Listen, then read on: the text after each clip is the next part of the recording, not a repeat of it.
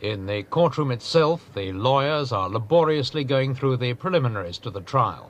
The proceedings are continually held up over the difficulty of choosing a judge. All the judges in Marin County have disqualified themselves because they were personal friends of the judge killed in the shootout last August. The defense has successfully objected to 4 other judges on the grounds that they belong to a white, middle-class society and must therefore be racially biased. Both Miss Davis and McGee have applied to handle their own defenses without benefit of counsel. Miss Davis says that only by speaking for herself would it be possible to bring out what she believes are the political motives behind the prosecution's case. Leading the fight at the national level is the Reverend Cecil Williams, who's been visiting Miss Davis regularly in jail. Did he think she could get a fair trial? No, we are convinced that Angela Davis cannot be given a fair trial in America. Why not?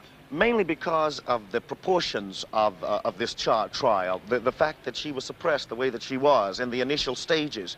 Secondly, because Angela Davis is a black woman and a black person, and black people have always, in most cases, received unjust trials. We don't believe that there's justice in the courts. There is not equity in the courts of America.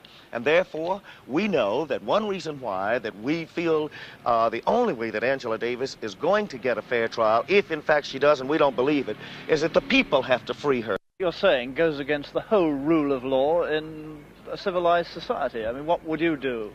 Well, the laws were not written like for, laws were not written to protect black people. They were not written to protect poor people. The laws were not written to protect the underprivileged and those who we call in America the have-nots. And therefore, because the laws were written to protect the people who have money and the people who have positions, it means very, very much so that we cannot trust the courts. We cannot trust the law. But Angela Davis is not a have-not.